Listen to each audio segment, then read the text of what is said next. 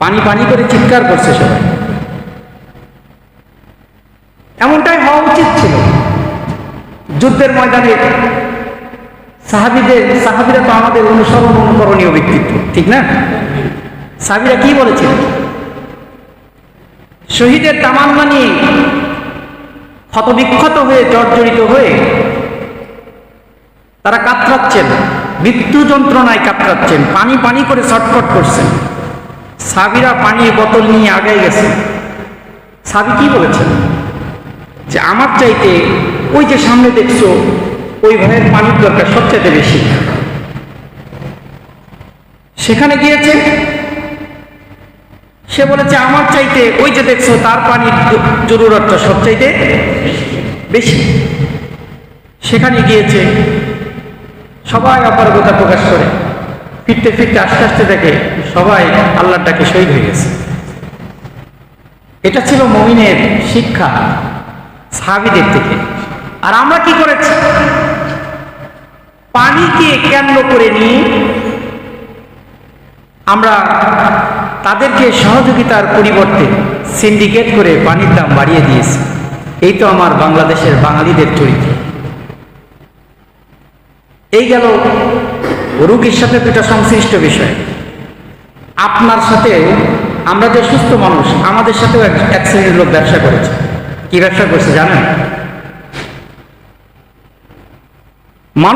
মানুষের যে বাঙালিতে মানুষের যে এত টান, এত মহাব্বত, এত ভালোবাসা সৃষ্টি করেছে, যেটা পৃথিবীর অন্য কোনো দেশে আল্লাহ তাআলা এই রহমত দান করেন। কারণ ইউরোপ, আফ্রিকা, ইউরোপ, আমেরিকা, এই সমস্ত রাষ্ট্রগুলোকে আমরা বলি উন্নত রাষ্ট্র। তাদের জীবনের মান উন্নত, অর্থনৈতিক মান উন্নত, জীবনের চলার গতি উন্নত, সব দিক থেকে তারা উন্নত। কিন্তু একটা জায়গায় উন্নত না, তারা সন্তানকে পুশ চেয়ারে করে নিয়ে যায় আর কুকুরটারে কোলে করে নিয়ে যায়। সন্তানের প্রতি তাদের যতটুকু মহাব্বত, তার চাইতে কুকুরের প্রতি বেশি মহাব্বত।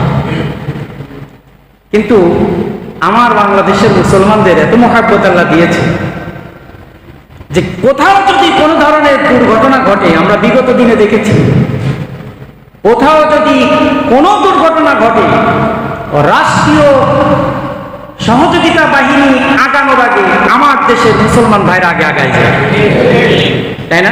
সব জায়গায় যতগুলো অকারেন্স, দুর্ঘটনা, অনাকাঙ্ক্ষিত দুর্ঘটনা জনবল কেন্দ্রিক ঘটেছে দেশে, সবার আগে দেশের জনগণ এগিয়ে গেছে। এই জনগণের সিম্প্যাথিকে পুঁজি করে আরেক শ্রেণীর অসাধু ব্যক্তিরা তারা অসৎ উপায় অবলম্বন করেছে। কি করেছে জানেন? আমি দেখলাম যখন উত্তরাতে বিভিন্ন হাসপাতালগুলোতে রোগীগুলোকে নিয়ে যাচ্ছেন, তখন হাসপাতালের সামনে রক্ত দেওয়ার জন্য অসংখ্য মানুষ হাজির। ভলেন্টিয়াররা মাইকে এলান করছে, আর্মির সোলজাররা মাইকে এলান করছে, এ পজিটিভ রক্ত দরকার, ও নেগেটিভ, এবি নেগেটিভ রক্ত দরকার, বলছে না? যা আছে তারা তাড়াতাড়ি যোগাযোগ করুন। কল্পনা করবেন না, অসংখ্য মানুষ রক্ত দেওয়ার জন্য হাজির। এমনকি উত্তরা থেকে গাড়িতে করে বার্ন ইউনিট ইনস্টিটিউটে, সেখানে অসংখ্য রক্ত থেকে নিয়ে যাওয়া হয়েছে। ওখানেও এরকম এক শ্রেণীর লোক, তারা চেয়ার পেতে আছে, তারা রক্ত সংগ্রহ করছে। বার্ন ইউনিট থেকে নোটিশ করা হয়েছে, আমাদের আর রক্তের দরকার নাই, যদি রক্তের প্রয়োজন পড়ে আপনাদেরকে জানানো হবে। তারপরেও তারা অসংখ্য ব্যক্তির থেকে রক্ত সংগ্রহ করেছে। এই রক্ত সংগ্রহ করাকে কেন্দ্র করে একজন সাংবাদিক তাদেরকে প্রশ্ন করেছে যে আপনারা রক্ত সংগ্রহ করছেন, ভিতর থেকে তো নোটিশ এসেছে রক্ত আর প্রয়োজন নাই। তখন একটা মব তৈরি করে, একটা গ্রুপ তৈরি করে সেখানে ওই সাংবাদিকের উপর আক্রমণ করা হয়েছে।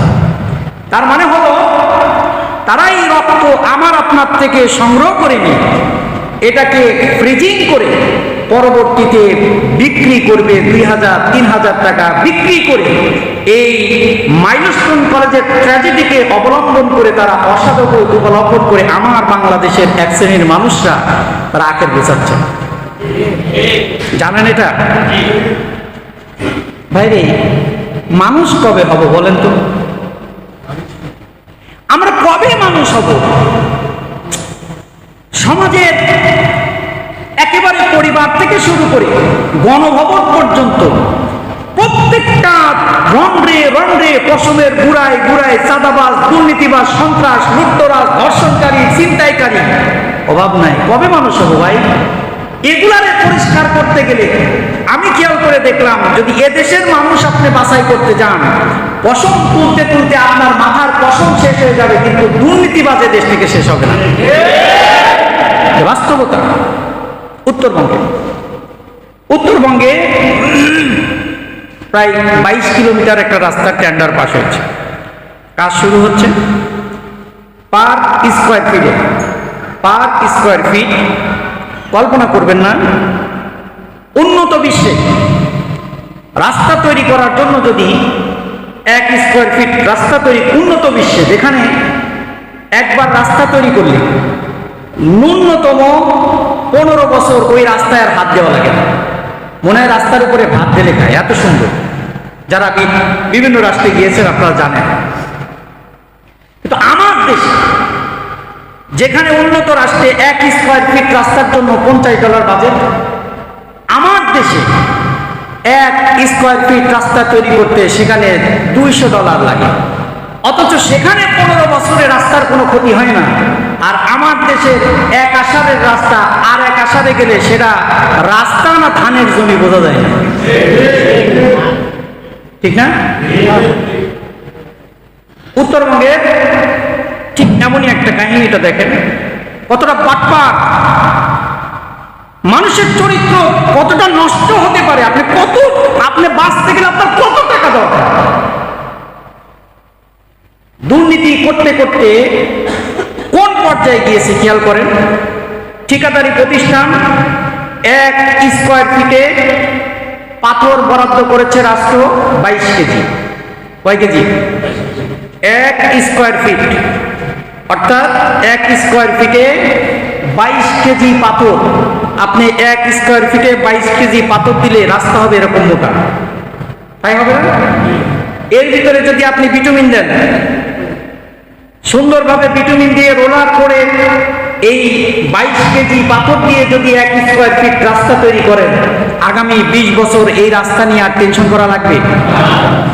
2004 সাল উদাহরণ দেই। 2004 সালে লালন শাহ সেতু উদ্বোধন করা হয়েছে। এই লালন শাহ সেতু সংযোগ থেকে শুরু করে দাসুরিয়া, অর্থাৎ ঈশ্বরদীর দাসুরিয়া থেকে লালন শাহ সেতু সংযোগ পর্যন্ত প্রায় 17 কিলোমিটার রাস্তা। কত কিলোমিটার? কয় হাজার সালে উদ্বোধন করেছে? ওইদিকে লালন শাহ সেতুর ও প্রান্ত থেকে কুষ্টিয়ার ভেড়ামারা 12 মাইল পর্যন্ত, আর এইদিকে লালন শাহ সেতুর এই ভাগে পাবনার ঈশ্বরদীর 17 কিলোমিটার রাস্তা দাসুরিয়া পর্যন্ত 2004 সালে করে দিয়েছে। আজ পর্যন্ত রাস্তার একটা পাথরও ওঠে নাই। জাপানিরাই রাস্তা করে দিয়ে গেছে, আজ পর্যন্ত রাস্তার কি হয় নাই, একটা পাথরও ওঠে নাই। অথচ আমার দেশে আমি যে রাস্তার উদাহরণ দিচ্ছি, 22 কেজি পাথর বাজেট করা হয়েছে একটা সুন্দর রাস্তা করার জন্য। পরবর্তীতে আর্মিরা ওই রাস্তা দিয়ে যাচ্ছিল, তাদের এই রাস্তা থেকে সন্দেহ হয়েছে। সন্দেহ হওয়ার পরে এই রাস্তার 1 স্কোয়ার ফিট কন্ট্রাক্টর যে আছে, ঠিকাদার প্রতিষ্ঠান, তাকে ডেকেছে। ডাকার পরে বলছে আপনাদের বাজেট কত? বলছে 22 কেজি। তখন তারা 1 স্কোয়ার ফিট পাথর উঠিয়েছে। উঠানোর পরে সেটা মেপে দেখে 18 কেজি। কয় কেজি? 18 কেজি পাথর বরাদ্দ হয়েছে। কয় কেজি? 22 কেজি। কয় কেজি নাই? আপনি 16 কিলোমিটার 22 কিলোমিটার রাস্তা পার স্কোয়ার ফিট হলে কত হাজার স্কোয়ার, কত কোটি স্কোয়ার ফিট হবে হিসাব করে দেখেছেন? 1 কেজি পাথরের দাম যদি 10 টাকা হয় বা 5 টাকা 7 টাকা হয়, তাহলে এই 1 কোটি স্কয়ার ফিট কত টাকা শুধু পাথরের কাছ থেকে মারবে, এখানে বিটুমিন আছে, আরো কত কিছু আছে, আছে না? তাহলে এই সন্ত্রাস, এই দুর্নীতিবাজ, এগুলো আমাদের রক্তের সাথে কি হয়ে গেছে? মিশে গেছে। এখান থেকে মুক্তি পাওয়া খুবই কঠিন। তো প্রিয় ভাইরা আমার, এই ধরনের মব জাস্টিস, সন্ত্রাসবাদ, দুর্নীতিবাদ, চাঁদাবাজ, লুটতরাজ, ধর্ষণকারী, ছিনতাইকারী যদি এদেশ থেকে উৎখাত করতে হয়, তাহলে এদেশের প্রথম যেই দাবিটা, সেটা হচ্ছে সৎ নেতৃত্ব তৈরি করতে হবে। কি নেতৃত্ব তৈরি করতে হবে? কোন চোর, কোন ডাকাত যদি এই রাষ্ট্রের গদিতে বসে, আসনে বসে, তাহলে মনে করতে হবে ঘরের থেকেই চুরি হবে। কারণ চোর চুরি করবে, কারণ তার দলের একবারে বঙ্গভবন থেকে ঘরের সমাজের যে সদস্য আছে, কর্মী পর্যন্ত সবাই চোর। সবাই কি? নেতা যদি চুরি করে, কর্মীও চুরি করবে। নেতা টাকা পায় কোথায়? আপনি মনে করেছেন কর্মী চুরি করে একাই ভোগ করে? কর্মী চাঁদাবাজি করে একাই ভোগ করে? না। কর্মী দুর্নীতিবাজ করে একাই ভোগ করে? একা ভোগ করলে সোহাগের মতো পরিণতি হবে। একা ভোগ করলে কার মতো পরিণতি হবে? তুমি একা খাবা, তা হবে না, পাথর দিয়া গেছে খাও। তুমি একা খাবা, সেটা হতে দেওয়া হবে না, কারণ একা খেতে গেলে গলায় কাটা বেঁধে যাবে। এই জন্য এটার একটা অংশ যায় আরেকটু উপরে, আমি নাম বলবো না কোন জায়গায় যায়, সেখানের একটা অংশ উপরে যায়। এরকম অংশ উপরে যেতে যেতে এই চাঁদার অংশ বঙ্গভবন পর্যন্ত চলে যায়। এই জন্য এদেশ থেকে যদি সন্ত্রাসবাদ, চাঁদাবাজ দূর করতে যায়, সব নেতৃত্ব দরকার। আমরা এই 8 নম্বর ওয়ার্ডে আমাদের মেম্বার আবুল ভাই, আমরা তার সম্পর্কে, আমি যতটুকু জানি, আমি তার সম্পর্কে বলতে পারি এখানে বসে, 1 টাকা দুর্নীতি নাই, রাষ্ট্র থেকে যেটা এসেছে জনগণকে ভাগ করে দিয়েছে। এই 8 নম্বর ওয়ার্ডের আনাচে কানাচে কেউ আজ পর্যন্ত রাস্তা করে নাই, করছে? কিন্তু আপনি কলেজে গেলে সেখানে দেখবেন মাটি ফেলানো, সুন্দর পরিস্থিতি, কলেজের চারপাশে আপনার হাঁটার জন্য রাস্তা। আপনি এদিকে তাকালে দেখবেন ঢালাই রাস্তা, ওপাশে তাকালে দেখবেন ঢালাই রাস্তা। ম্যাকপাই রোডে যাওয়ার মতো ক্ষমতা কারো ছিল না, ছিল কারো? আমি 2-3 দিন ম্যাকপাই রোডে ওই সাইড দিয়ে ঢুকে জ্যামের কারণে আজ যাইতে পারি না, পরে আবার ঘুরে আবার এই সাইড দিয়ে আসে। কিন্তু এখন ম্যাকপাই রোডটা কি সুন্দর হয়ে গেছে, হয়েছে না? এই জন্য এরকম সৎ নেতৃত্ব। আমি আরেকটা দেখেছি, চরমনার একজন মুরিদ সাহেব, উনি চেয়ারম্যান কোন ইউনিয়নের, এখন হয়েছে হয়তো বা উপজেলা চেয়ারম্যান, একজন মুরব্বী, হাতে লাঠি নিয়ে উনি বক্তৃতা দেন। উনার মতো সৎ চেয়ারম্যান যদি বাংলার আনাচে কানাচে প্রত্যেকটা ইউনিয়ন পরিষদে থাকতো, কারোর বাবার ক্ষমতা ছিল না 1 টাকা দুর্নীতি করা। আমরাই তো চাই না, আমরা চাই যত পেট ভুটকা, গার্মেন্টস থেকে দুর্নীতি করে, চাঁদাবাজি করে টাকা খেতে পারবে, ঝুট খেতে পারবে, তাদেরকে আমরা ক্ষমতায় বসাই। আমরাই খারাপ, ওরা খারাপ না। ওদেরকে আমরা বসিয়েছি বিধায় ওরা বসে। আমরা যদি তাদেরকে না বসাইতাম, কারোর বাবার ক্ষমতা নাই, আমার দেশে আমার মাথার উপরে কাঁঠাল ভেঙে খায়। আমরা খারাপ। এই জন্য প্রিয় ভাইরা আমার, এই সমাজের দুর্নীতিবাজ, চাঁদাবাজ, সন্ত্রাসবাজ, এগুলো যদি নির্মূল করতে হয়, এর প্রথম কাজ হচ্ছে সৎ নেতৃত্ব তৈরি করতে হবে। আমরা দেখেছি বিগত দিনে বিভিন্ন দল বাংলার জমিনে বড় বড় সমাবেশ করেছে, তাদেরকে টাকা দেওয়া হয়েছে, বিরিয়ানির প্যাকেট দেওয়া হয়েছে, আরো সুযোগ সুবিধা দেওয়া হয়েছে, তারপরেও তালাশ করে কর্মী খুঁজে পাওয়া যায় নাই। সামান্য নেতা স্টেজে উঠেছে, এই নেতার স্টেজের ভারের কারণে দলের সাধারণ সম্পাদক হুড়মার করে স্টেজ ভেঙে পড়ে গেছে না? মানে তাকে একটু জায়গা দেওয়া লাগবে। কিন্তু বিগত দিনে আমরা দেখেছি এদেশের যারা সৎ নেতৃত্ব তৈরি করে, তারা বিভিন্ন জেলার বড় বড় নেতৃস্থানীয় ব্যক্তি সেই ময়দানে নিজের টাকা দিয়ে কর্মী পর্যন্ত বাড়িতে নিজের বইয়ের বানানো রুটি ব্যাগে করে নিয়ে, নেতা রুটি ব্যাগে করে নিয়ে ময়দানে এসে মাথার নিচে ইট দিয়ে সারা রাত ঘুমিয়ে সমাবেশের জন্য প্রস্তুতি গ্রহণ করেছে। দেখছেন, আমরা দেখেছি। আমরা সৎ নেতৃত্ব তৈরি করে নিজের পকেটের টাকা খরচ করে রাষ্ট্রের মানুষের কল্যাণের চিন্তা করে। এজন্য আমরা বিগত দিনে যারা পেয়েছি, আমরা এই দেশে কোনো শাসক পাই নাই, সবাই হয়েছে শোষক। সবাই কি হয়েছে? আর আমরা হয়েছি শোষিত। সবাই আমরা কাউকে শাসক পাই নাই, সবাই আমাদের শোষণ করেছে, এ দেশকে শোষণ করেছে, সবাই ছিল শোষক, কেউ শাসক না। আর আমরা বিগত দিনে বিভিন্ন স্থানীয় সৎ নেত্রী ব্যক্তির মুখ থেকে শুনেছি আমরা শাসক হতে চাই না, আমরা এই বাংলার জমিনের জনগণের খাদেম হতে চাই। এই জন্য সৎ নেতৃত্ব তৈরি করতে হবে, না হলে এই দেশ থেকে দুর্নীতি, এই লুটতরাজ, চাঁদাবাজ দূর করা সম্ভব না। কারণ আইনের শাসন, কোরআনের শাসন যেখানে থাকবে সেখানে কারোর বাবার ক্ষমতা নাই চাঁদাবাজি করার, কারোর বাবার ক্ষমতা নাই লুটতরাজ করা, ছিনতাই করা, চুরি করার ক্ষমতা নাই। যদি চুরি করে তাহলে তাকে পল্টন ময়দানে নিয়ে হাত কেটে দাও, 10 জনের হাত কাটেন, বাকি আর কারোর ক্ষমতা নাই চুরি করার সাহস দেখাবে। মন্ত্রণালয় রাষ্ট্রের সম্পদ কোটি কোটি টাকা কলমের খোঁচায় চুরি করে ব্যাংক ব্যালেন্স যা কিছু দরকার, বাড়ি গাড়ি জমি জমা আলিশান বিদেশে বাড়ি ইত্যাদি করে নিজের আখের গুছিয়ে এনেছে। এরকম কর্মচারী বাংলার জমিনে নাই? এদেরকে ধরে পল্টন ময়দানে ঝুলিয়ে দেন, 10 টাক ঝুলান, বাকিগুলো সব ভয় পেয়ে যাবে। এরা কি? এরা রাষ্ট্রের কোনো সম্পদ নয়, এরা রাষ্ট্রের কোনো সম্পদ নয়, সুসন্তান নয়, এরা হলো এই রাষ্ট্রের সবচেয়ে কুলাঙ্গার সন্তান। সম্পদ ভোগ করার অধিকার তাকে কে দিল? কে দিল রাষ্ট্রের সম্পদ ভোগ করার অধিকার? সেটা খাদেম, জনগণের খাদেম ছিল। হাজার হাজার কোটি টাকা, গাড়ির ড্রাইভার নিজের সহকারী পর্যন্ত হাজার হাজার 400 500 5,000 6,000 কোটি টাকার মালিক হয়ে গেছে। কোথায় পেয়েছে টাকা? কোথায় পেয়েছে টাকা? একমাত্র এই টাকা পেয়েছে রাষ্ট্রের টাকা। কাদের টাকা? রাষ্ট্রের টাকা। এই জন্য প্রিয় ভাইরা আমার, যদি এদেশে শান্তির বাতাস মৃত্যুর আগে একটু দেখে যেতে চান, তাহলে প্রধান কারণ হচ্ছে সৎ নেতৃত্ব তৈরি করতে হবে। কি নেতৃত্ব তৈরি করতে হবে? অসৎ নেতাকে সামনে আগায় দিবেন, সে তো চুরি করবেই, ডাকাতি করবেই। সুতরাং আপনিও সহযোগিতা করেছেন, এ রাষ্ট্রে দুবাই আর সিঙ্গাপুরে চিন্তা করার দরকার নাই। আস্তে আস্তে এই রাষ্ট্র আফ্রিকার কঙ্গো রাষ্ট্রে পরিণত হবে। আরেকটা বিষয় শুনে দেখুন, মজার বিষয়, যেখানে আজকে বিশ্বে একটা রাষ্ট্রের সাথে আরেকটা রাষ্ট্রের যখন মোকাবেলা হয়, যুদ্ধ হয়, আমি বলেছি এখন আর সোলজারের খেলা নাই, কার সৈন্য কত বেশি এটা দেখে না, বলে যে কার যুদ্ধ বিমান কত বেশি এটা দেখো, কার মিসাইল কত বেশি, পারমাণবিক বোমার অধিকারী কারা আছে, পারমাণবিক বোমার অধিকারী যারা আছে তারা নিরাপদে নাকে তেল দিয়ে এসার সময় ঘুমায়, ফজরের সময় ওঠে, ওর মানে ডিস্টার্ব করার ক্ষমতা কারণ নাই। ওকে নাড়লেই সমস্যা, কারণ একটা বোমা মারলেই বাংলাদেশ খানে এরকম 5 বাংলাদেশ উদা হয়ে যাবে, জমিনের বুক থেকে খুঁজে পাওয়া যাবে না। তো ওরে নাড়াচাড়া করে লাভ আছে? পাগল খেপায় লাভ আছে?